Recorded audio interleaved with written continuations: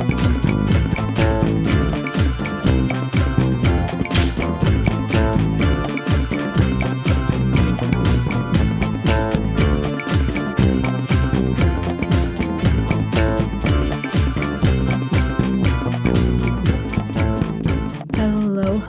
and welcome to HHH, the podcast where we talk about the horrible humans in history.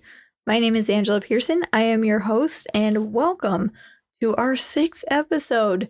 I'm super excited, and I hope you guys have been enjoying this. If you have liked all of my episodes, please make sure you're subscribed so you get notifications once they come out. Let your friends know about it. And also, just so you know, if you want to see pictures of the people that I'm talking about, you can follow me on Instagram. I post every week pictures of the individuals that I'm talking about, and it's just horrible humans in history on Instagram. So make sure you're sharing, guys, because today we are talking about someone who influenced culture so much that there's actually a phrase that gets continuously used that is coined because of what this person did. And I know you've probably heard it. If you haven't heard it, you're probably really young and you probably haven't heard of this person. But a lot of you listening, well, some of you, maybe not a lot of you, but some of you listening will have heard of this individual and maybe saw it in the news. And the phrase that I'm referring to is called drinking the Kool-Aid. People say that all the time. Oh, you're just drinking the Kool-Aid, or they drank the Kool-Aid. And you're going to come to find out what that means and why that's now ingrained in our culture. And it's not for good reasons.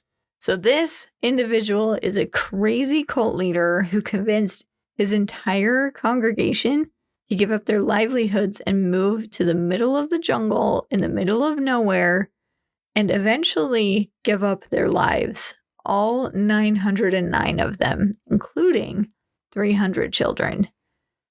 Ironically, the story of this individual actually starts off pretty good. He looks like a pretty decent guy, but that does not last super long. Today, we are going to be talking about the infamous Jim Jones. Like I said, he is the cult leader that if you think of a cult, he is one of the first people you think of. And that is exactly where we get the phrase, drinking the Kool-Aid. So tune in with me. We're going to dive right in and explore his life and find out what made him such a horrible human in history.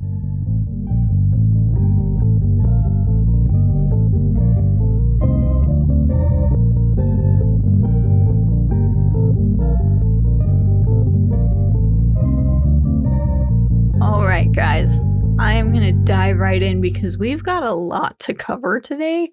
And I will be honest with you, we aren't going to be able to get into all the nitty gritty details because, man, there's a lot about Jim Jones and a lot about his church that, it's just mind blowing. So we're not going to be able to get into the nitty gritty details of the story, but I want to dive right in. So Jim Jones was born James Warren Jones. He was born May 13th, 1931 in Creede, Indiana. So he was born in the middle of the Great Depression. So they didn't have a lot of money. They were pretty poor. He was born to Lynetta Putnam and Jim Jones Sr. They did not have a happy marriage. She did not want to be a mother. She was not interested in having children. And so, obviously, this was an accident to have Jim Jones. And he was actually really terrified of his father. His father was pretty ruthless and pretty scary. And eventually, at one point, their family became homeless and actually had to move to Lynn, Indiana with a cousin. There in Lynn, Indiana, they lived in a basically it was a shack. They had no indoor plumbing. It was crowded.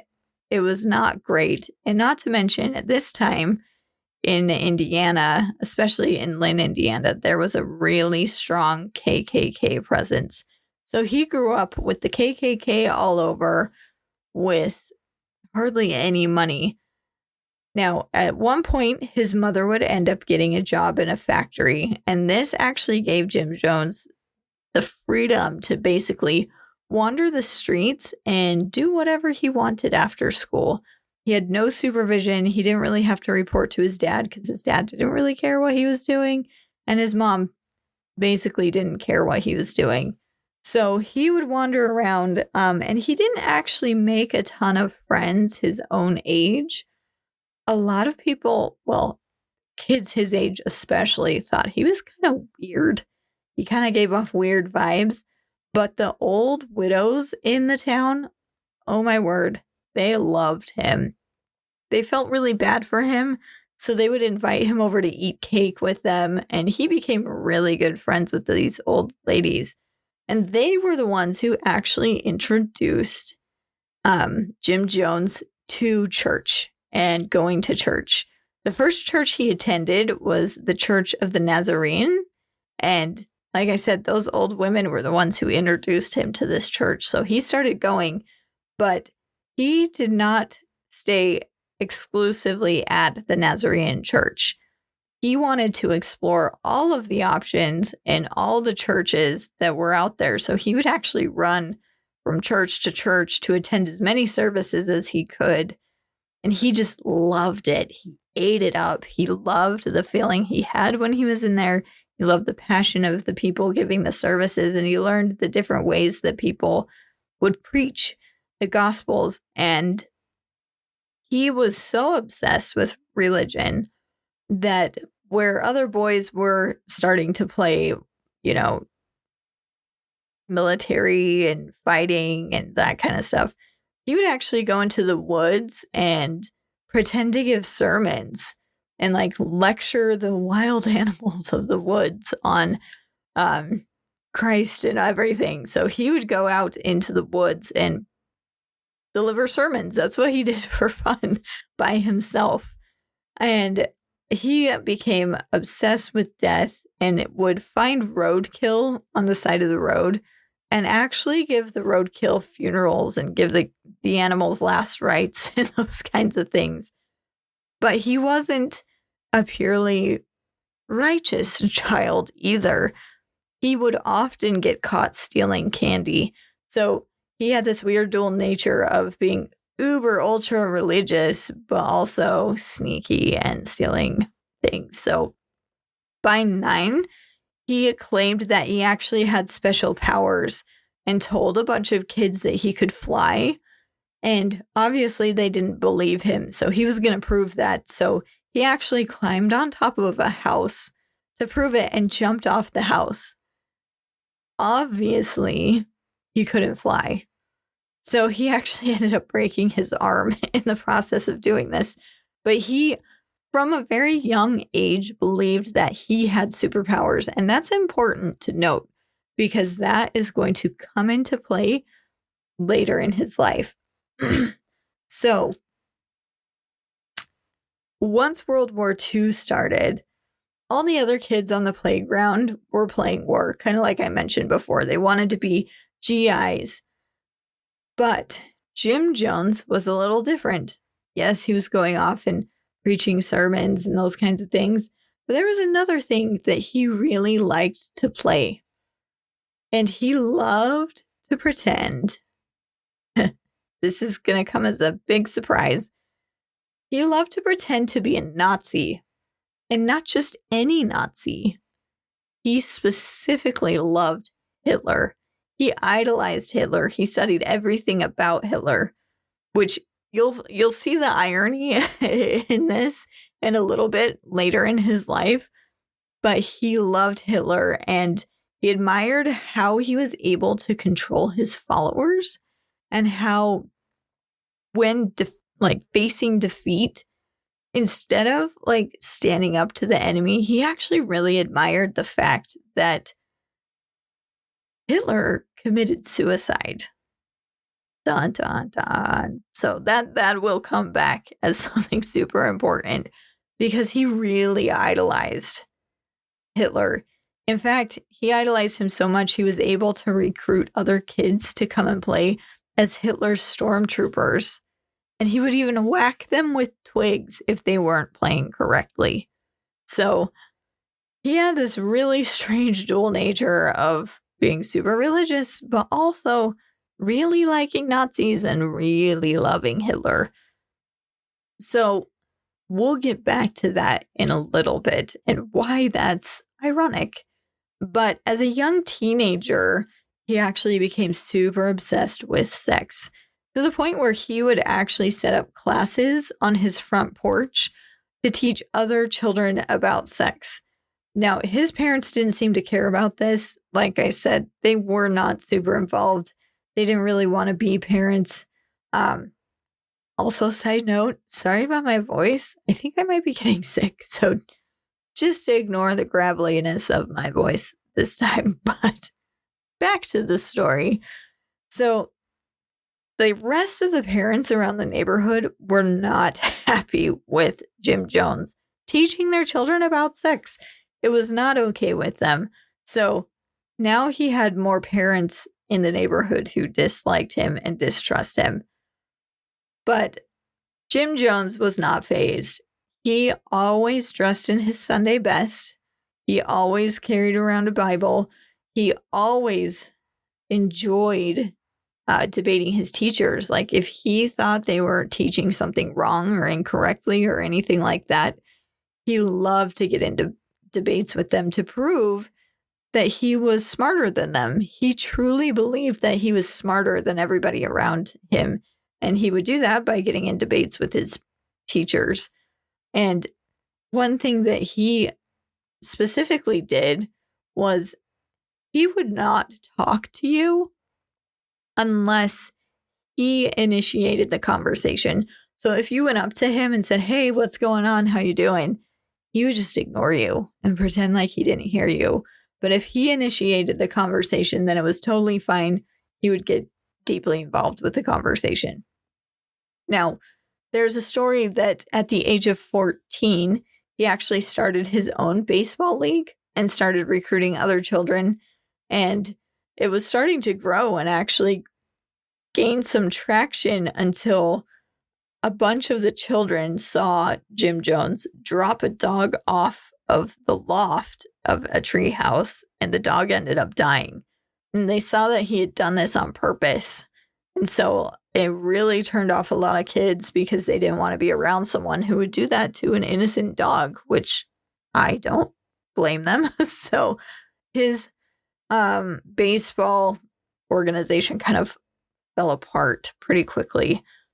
In 1940, his father actually had a stroke, and his mother was taking care of his father, and she basically had enough of it. So she actually took up with another man and divorced Jim Jones's father in 1945. So after his mother and father got divorced, he moved with his mother to Richmond, Indiana, where he would attend high school. While he was in high school, Jim actually worked a night shift at the Reed Hospital.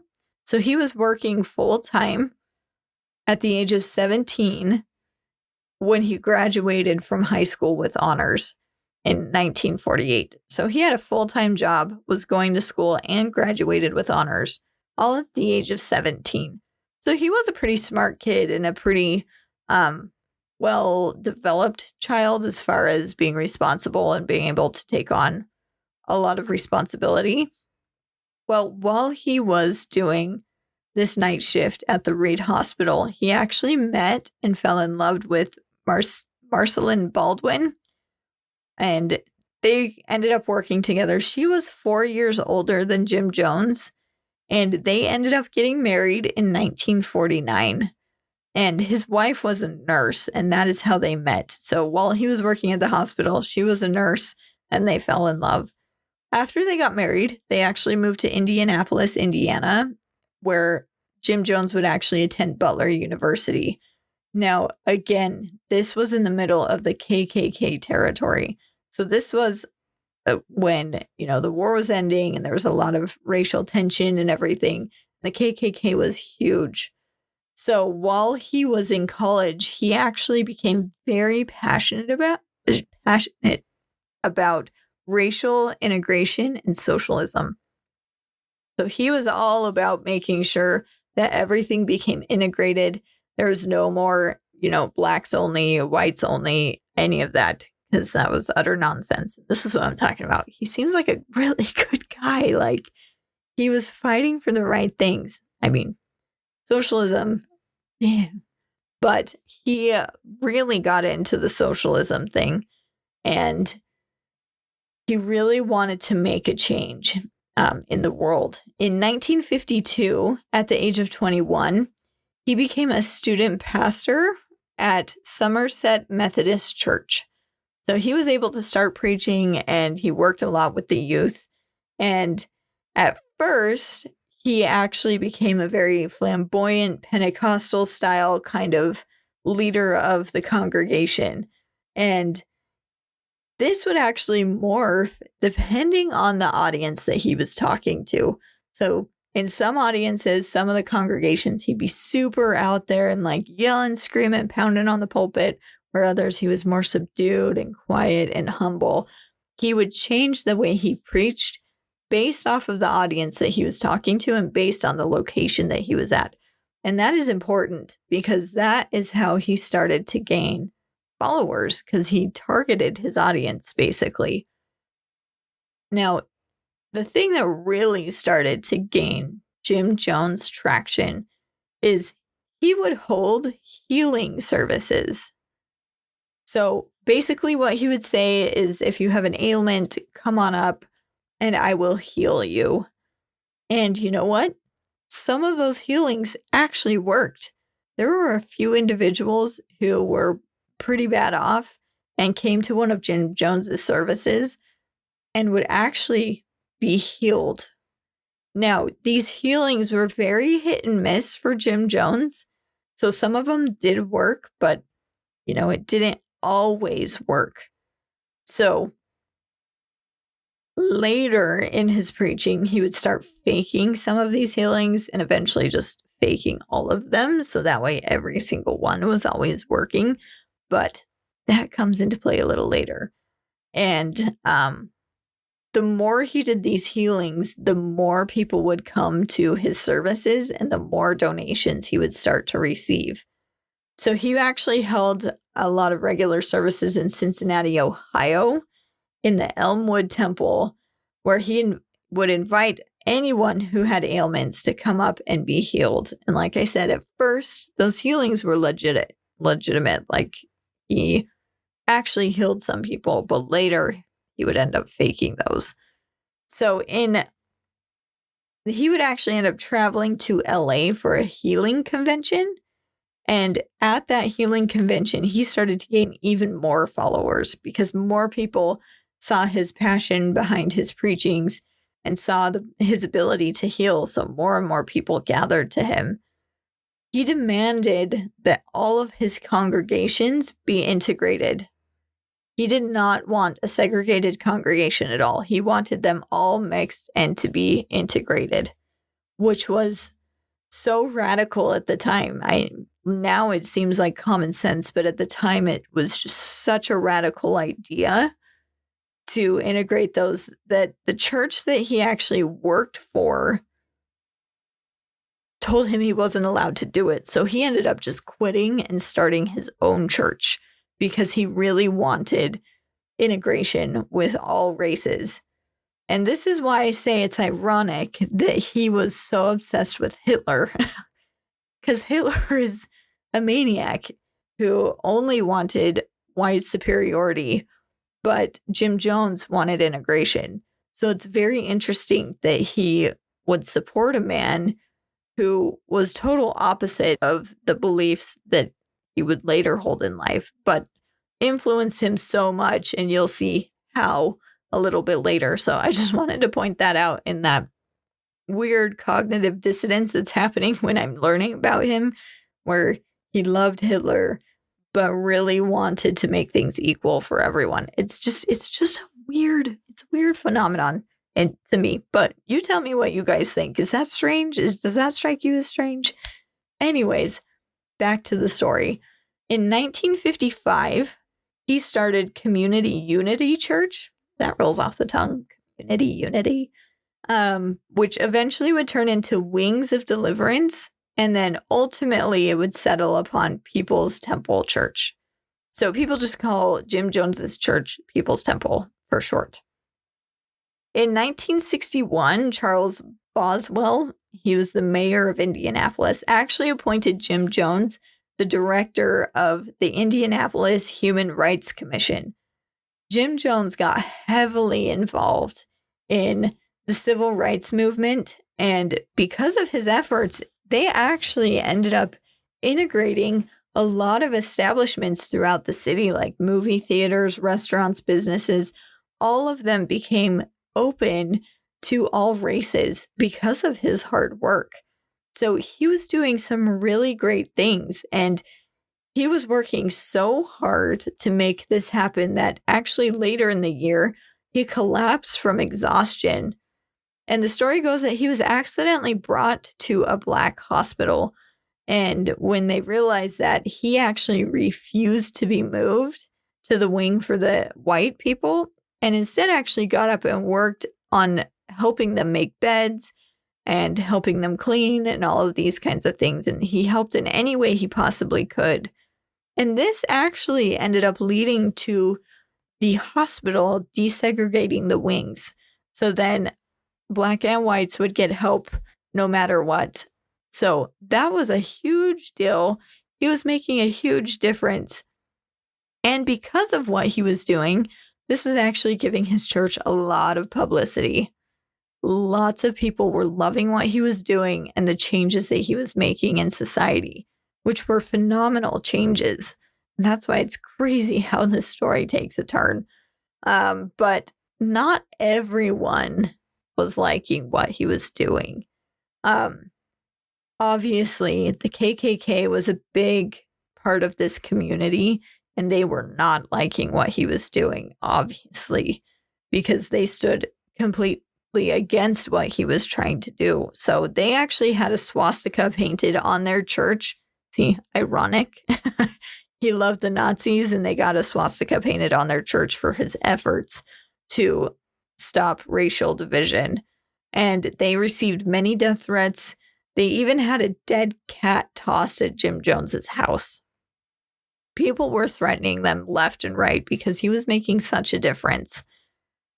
He even adopted 3 children from Korea, and he called his family his rainbow family because he wanted it to be very diverse. And he even encouraged his congregation to adopt children from war-torn nations so they could have a better life, and so that more people would become integrated and mixed in, that we would all just get along. So in the early 1960s, he actually started to become very paranoid and obsessed with the nuclear holocaust. So at this time, we were in the middle of the Cold War with Russia, and it started to really bother him that this might happen. In fact, he announced to his followers that he had had a vision in which the entire American Midwest had just been wiped out by a nuclear weapon. And he told his congregation this, and he told them that it was time to start looking to relocate somewhere else. So he started looking for different areas to start moving his church that would be safer from this nuclear holocaust that he believed was inevitably going to be coming.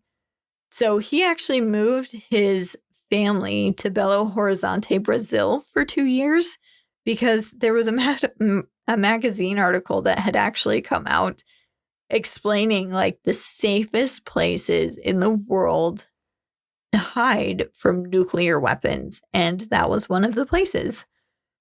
We don't know a ton of details about what happened with him while he was down in Brazil. A lot of people think he was doing service for the people of Brazil, but we're not entirely sure. We don't have like really good records of those 2 years. But during those years, his distrust and hatred for the United States government started to really fester and really build. I'm not entirely sure why, but he really was starting to get anxious and not trust the government. So he convinced himself that the world was literally on the brink of destruction, and it was all because of our government's fault here in the United States. But in 1964, he actually moved back to the United States to Ukiah, California, and started the Ridgewood Ranch. People's Temple individuals started flooding to the area, and it officially became a church in California in 1968. So while his followers started building up Ridgewood Ranch in California, Jim Jones actually went on tours around the country. He convinced a lot of people, lots of people, to move back to the Ridgewood Valley complex. He actually brought buses with him, many, many buses. And while he was done, like when he would finish preaching, he would say, just hop on this bus and we'll take you back with us. And people got on the bus and came back with him. Now, we got to remember, this is the 60s and 70s. There's a lot of free love, people exploring all different kinds of things, looking for meaning, searching for leaders and that kind of stuff. So he was very influential and very convincing. So the fact that people just packed up and left immediately, not super surprising around this time period. But for me, it's surprising. I would never, ever do that. But anyways, so this is about the time that he started doing the fake healings.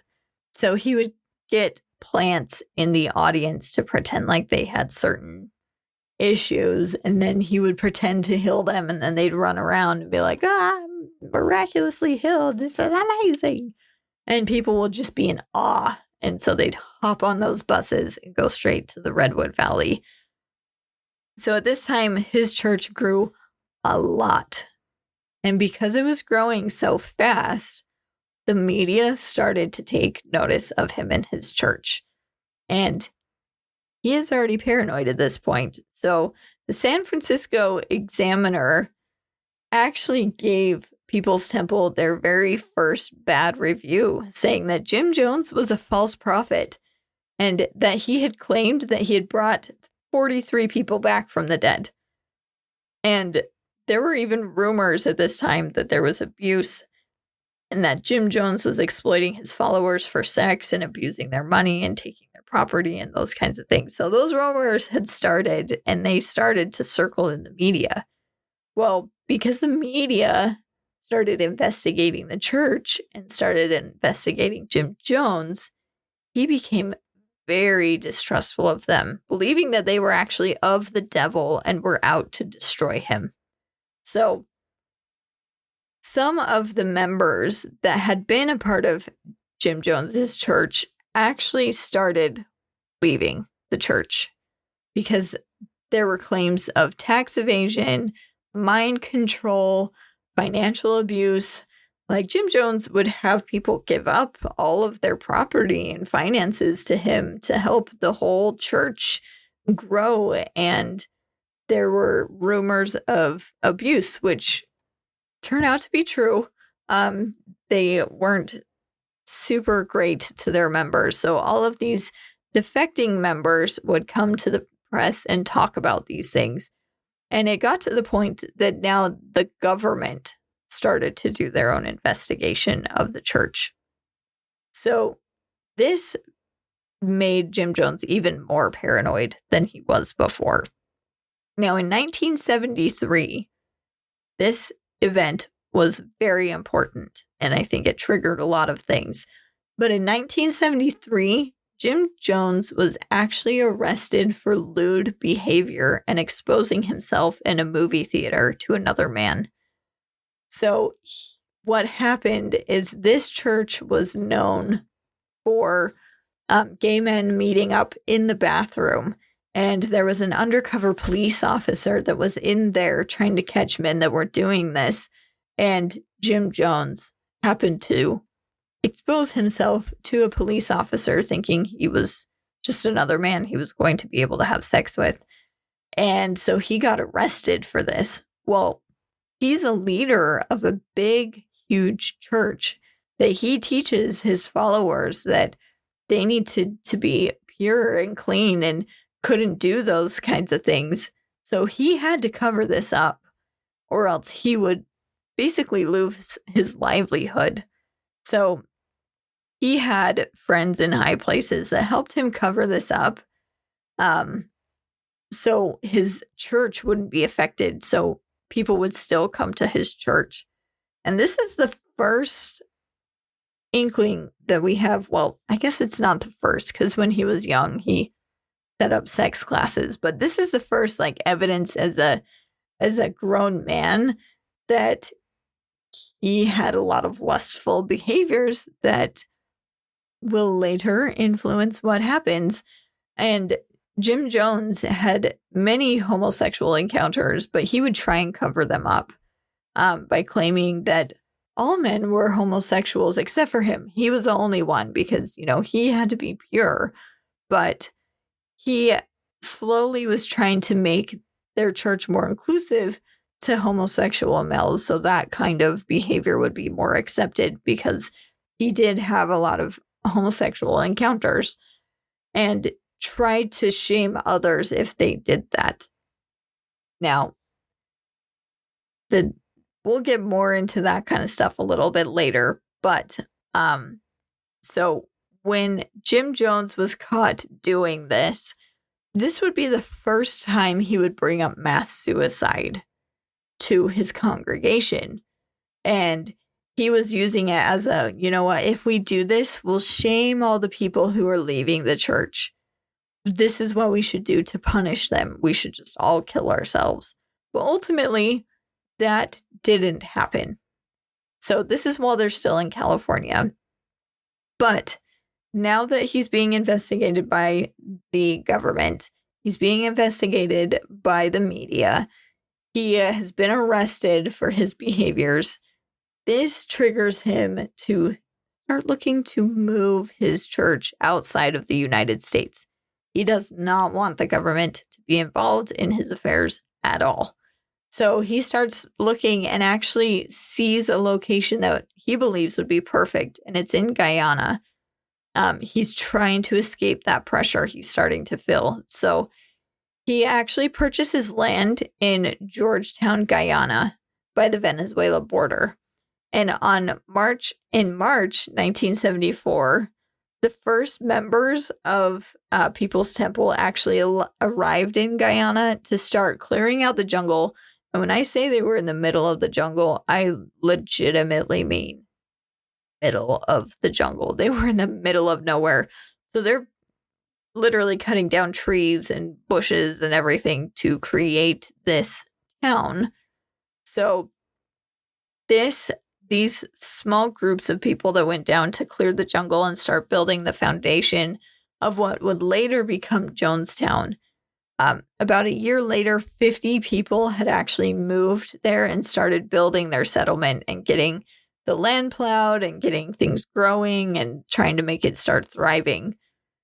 In 1975, with the pressure mounting on Jim Jones, he actually moved his headquarters of the church to San Francisco, where he, ironically, was asked to speak. You guys are going to love this. If you know the end of this story, this is so ironic. Jim Jones was asked to speak at a memorial for those who had committed suicide at the Golden Gate Bridge in San Francisco. Trust me, the irony is not lost on me. And if you don't know this story, you will also think this is ironic by the end of this tale. Anyways, during his speech, he said, I have been in a let me start that over. This is what Jim Jones actually said in his speech. I have been in a suicidal mood myself today, so I have personal empathy for what we are doing here today. So he was the honorary speaker at this memorial for those who had committed suicide.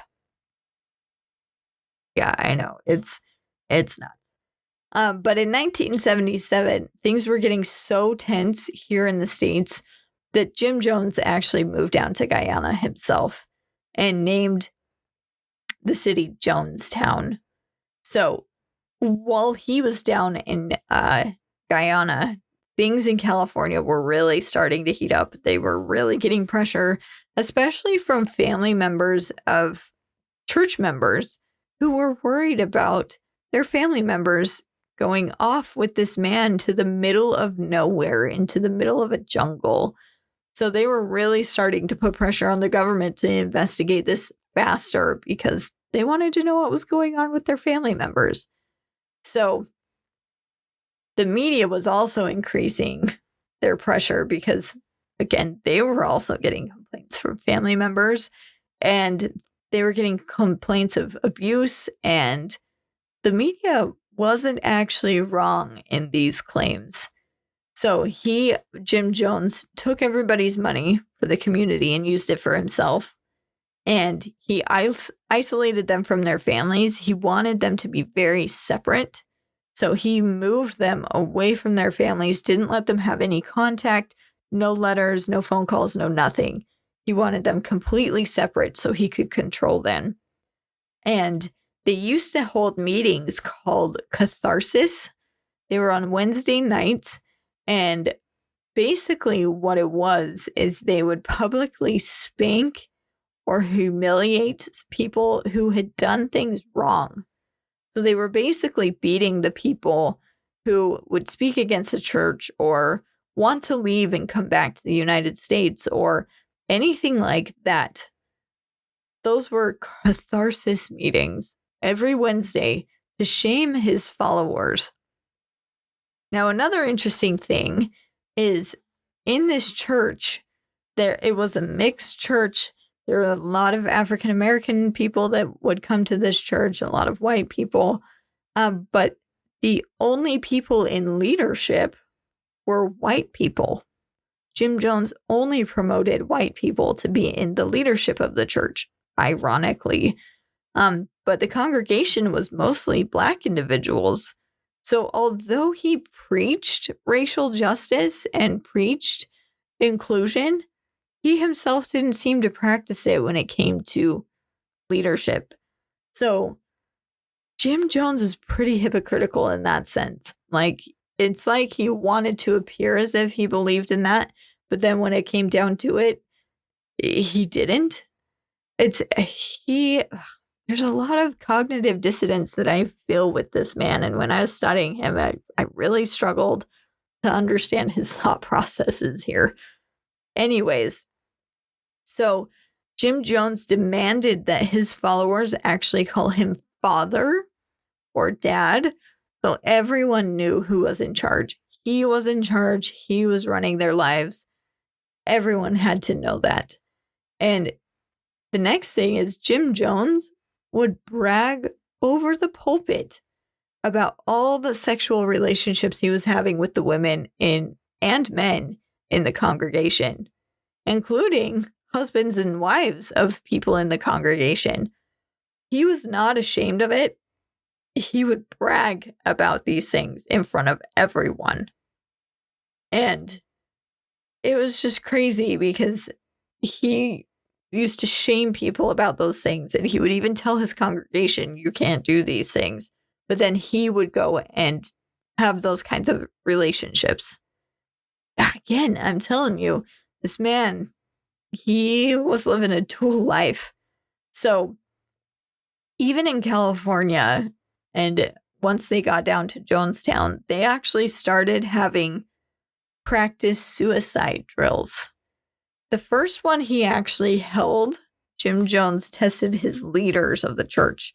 They were having a meeting, and he told his leaders that, I have this special drink for you. Everybody drink up. And everybody drank their drink. And once he saw that everyone was done, he said, and you know what? Now you guys are actually poisoned. That was all poison. And you're all going to die in the next hour. And this is how far gone the leadership of his church was. Nobody panicked. They were totally fine with it. They were all okie dokie with it. Oh, you just poisoned me? Cool. And they all stayed super loyal to Jim Jones after he did this. Because then after, that hour went by, he went, oh, just kidding. I didn't poison you. I just wanted to test your loyalty. This man is nuts. Nuts. So after he did this with his leadership of the church, he would wake up his congregation in the middle of the night when they were down in Jonestown, gather them all together, give them their special drink, and after everyone drank it, tell them it was poison. And then after 45 minutes, he would tell them, okay, that was just a drill. We were just practicing. You can all go back to bed now. We didn't actually poison you. You're not going to die. You're good to go. And everyone would just go back to bed like nothing had happened. And this happened while in California, but it got worse when everybody moved to Jonestown.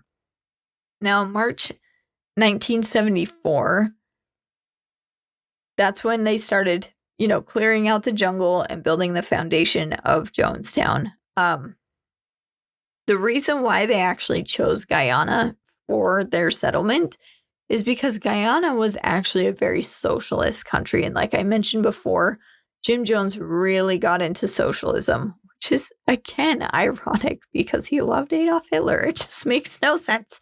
Make it make sense. Anyways, so and on top of the country being socialist, the majority of the people living in Guyana were actually Black. So he felt like this was a good haven where they could practice socialism and feel more comfortable where they were at. He wanted to create a quote unquote heaven on earth for everyone. And he wanted it to be a place where they only had to report to themselves. They were their own leaders. They didn't need to report to any other government or any other entity. They could just do whatever they wanted, whenever they wanted. So once the bulk of his congregation started moving to Jonestown, in 1977, things actually grew really rapidly because most of the members started moving there because things were getting too intense in California. So by the end of over 1,000 members had actually moved to Jonestown. And that put a lot of pressure on this small community. Remember, only about 50 people had moved there to get the community started and food going. So that wasn't a lot for over 1,000 people, like to keep them fed and groomed and housed and everything, but they all worked together to try and make it run smoothly. And at first, a lot of people were like, oh, this is going to be so great. This is wonderful. But there were a few oddities that people kind of noticed. I feel like these are giant red flags, but, I'm on the outside looking in. Here they are. First, there were armed guards around Jonestown. Not to keep people out, mind you, but to keep people in. They were not letting people leave. To prove that even further, when you arrived in Jonestown, your passport was immediately taken, immediately confiscated. So you no longer had any way to leave the country because you no longer had your passport. And they also, I found this interesting, sent children and teens first down to Jonestown. So the parents would send their children and then follow their children later. So it was mostly children at first. And there wasn't enough food to go around. They mostly ate rice because the food wasn't growing. Like Jim Jones would send out these videos to his followers back in California. And you can see these on the internet, by the way. If there are recordings, I listen to them so you don't have to, but just know they are out there. But there's a video of him eating a banana and being like, ooh, this is delicious. Oh, and look, a radish. Oh, yum, yum, yum. Oh, we even have Coke. Look over here. These guys are enjoying this amazing burger. We even won Best Burger in Guyana. It's amazing. Everybody come. It's just heavenly. We've got everything. It was all a lie. They were all eating rice, mostly. They didn't have burgers. They didn't have bananas. They didn't have any of that stuff. And if they did, it was so scarce that hardly anyone got anything. And he would send those videos back to California, and people would just be like, oh, it's amazing. This is beautiful. I want to live there.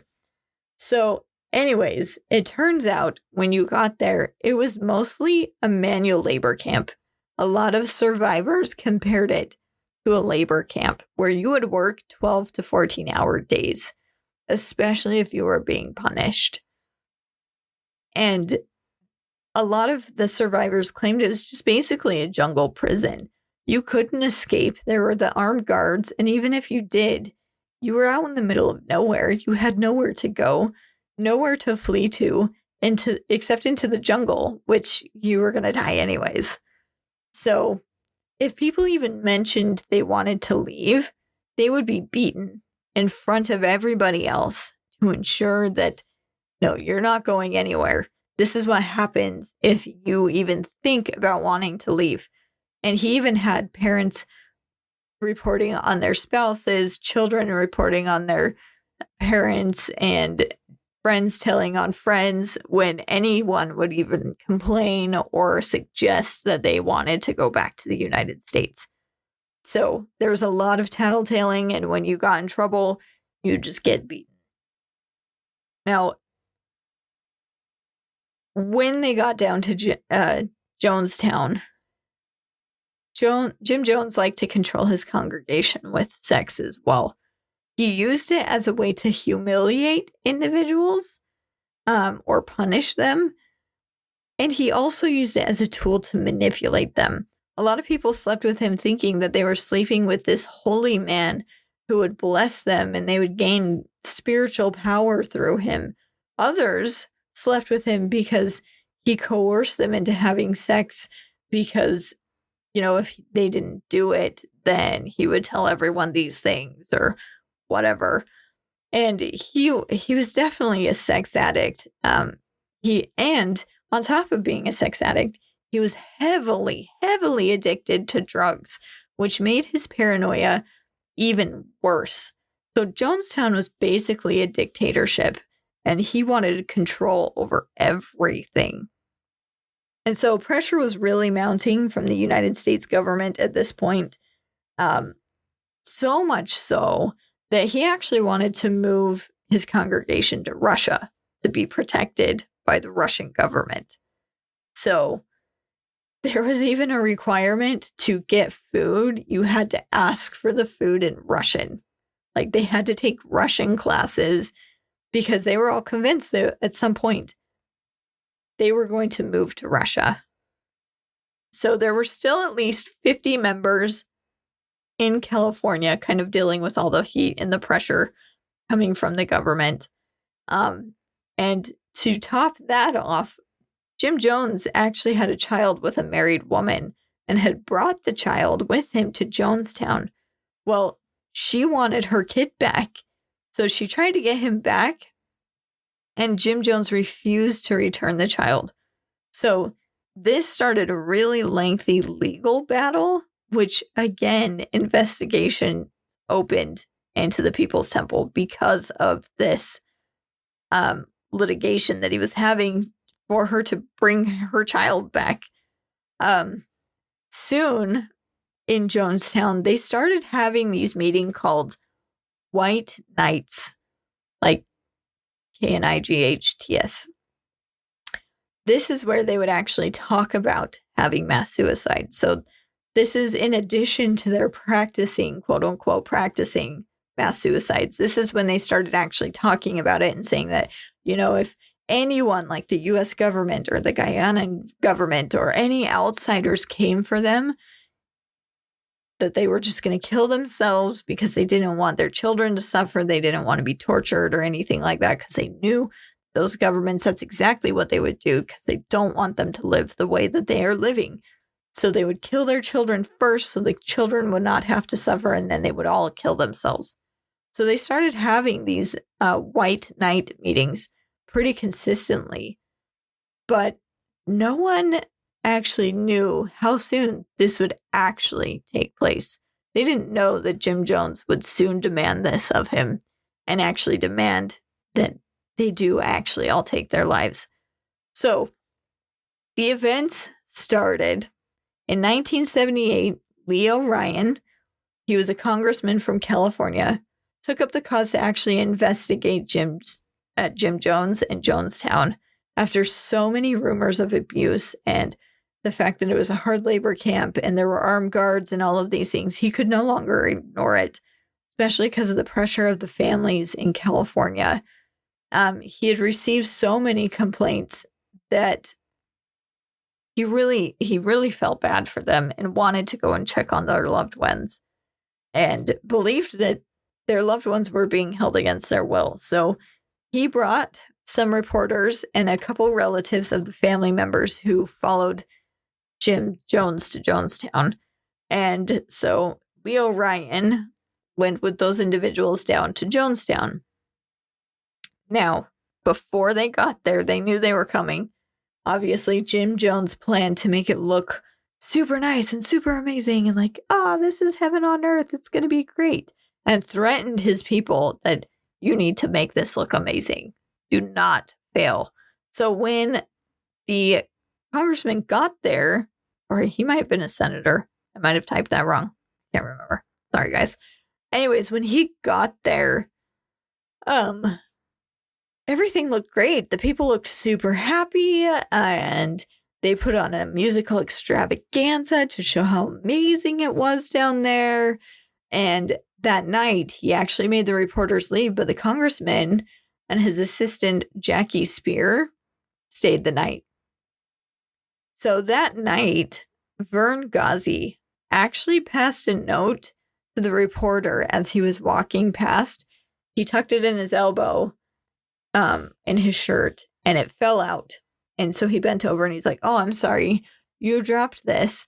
And as he was handing the reporter the note, a little 9-year-old boy started screaming, "He's got a note! He's giving them a note! He's giving them a note!" Like freaking out because, they're supposed to tattle whenever their people are doing something wrong. So Don Harris, the reporter, actually approached Jim Jones the next day about the note, saying, "Hey, this note is saying these people want to leave. They're stuck here and they do not want to be here anymore." Well, Jim Jones blew it off and was actually pretty upset and was like, "Well, these people are liars. You can't listen to what they say. They're just trying to make us look bad. And if they want to leave, they can leave. We're not making them stay. Just they can leave if they want." And that they're just trying to make me look bad. That they don't know what they're talking about. So, because he claimed everyone was free to leave, Congressman said, "Whoever wants to come with us, come on back to the airstrip. We can leave." So 14 people decided that they actually wanted to leave. See, I typed here senator, and just above it, I typed congressman. He's one of the two of those things. Same, right? So the reporter Don Harris and cameraman Bob Brown, Congressman Leo Ryan were all warned that they were in extreme danger. But the congressman believed he was completely safe because he had the congressman bubble around him. He didn't need to worry about it because he's a congressman. He's fine. He's safe. But as they were making their way back to the airstrip, one of the followers of People's Temple actually tried to stab him as they were preparing to leave. And this is when he knew that he was in danger. He was in a little bit of danger. So when the senator tried to leave, or congressman, I don't know, tried to leave, they were at the airstrip. Everyone was boarding the airplanes. A truck full of men arrived at Port Katuma airstrip and pulled out guns and gunned down everyone trying to flee. There was only a few survivors. So reporter Don Harris, cameraman Bob Brown, and Congressman Leo Ryan were all killed. Jackie Spear, the congressman's assistant, actually was shot 5 times but survived. They had actually hidden her in the jungle, so a couple of the survivors carried her into the jungle to hide and had actually laid her on an anthill. And she was like, I noticed I was on an anthill, but I was bleeding to death. So there were other things making me a little more worried, more than those ants. So it was just interesting to hear her reaction to that. But Larry Layton, one of Jones's most adamant followers, had actually pretended to be one of the individuals leaving, like he was defecting. But when the gunman got to the airport, he actually pulled out his own guns and started shooting everyone in the plane that was in the plane with him. He ended up killing a couple of individuals in the plane. And then Tim Carter, who was actually a very trusted advisor of Jim Jones, saw the gunman coming back from the airstrip and watched as his son and wife died by poisoning, which I'll explain in a second. But he actually survived because he was sent on a final errand to go take a lot of money that they had stored up and to hide it. So he didn't end up dying. So he was able to survive. But after the congressman was killed, Jim Jones convinced all his followers that now it was too late. The American government was coming and they were going to kill all of them. They were going to torture them and kill them.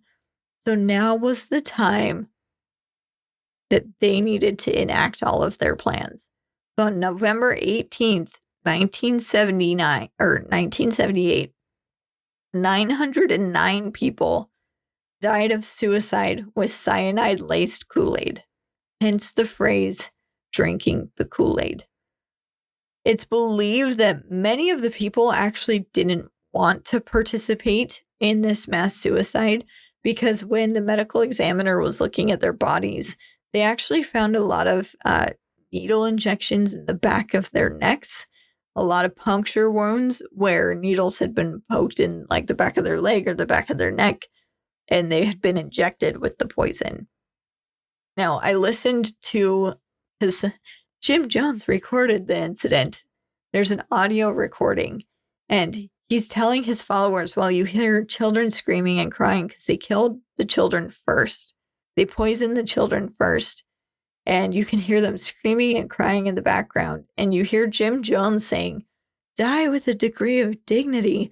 Lie down your life with dignity. Don't lie down with tears of agony. And he's poisoning these children and they're suffering. And then he says, how very much I have loved you. How I have tried to give you so much a good life. If we can't live in peace, let's die in peace. And again, this is while the children are screaming in the background. And there's in the tape, you can actually hear his mistress, Maria Katsarias. She asks, she gets asked by Jim Jones, is there any way it can be less bitter? Because it tasted, the Kool-Aid that they had mixed the poison into was very bitter. And she said, no. And then he asked, well, is it going to be quick? And she responded, yes, it's supposed to be. So that's the conversation they had as they were bringing out the Kool-Aid to serve to his members to drink, to kill themselves. And as they're dying, as they're watching their children die, you hear Jim Jones say, keep your emotions down. Keep your emotions down. We didn't commit suicide. We committed an act of revolutionary suicide, protesting the conditions of an inhumane world. Like I said, 909 people died. And a third of those, 303 of them, were children who had no control over the situation. It said that there were 6 survivors to 33 survivors. There's a range of survivors. There was a man who saw that the mass suicides were going on, so he laid down in a ditch and pretended to be dead so he wouldn't get injected or killed.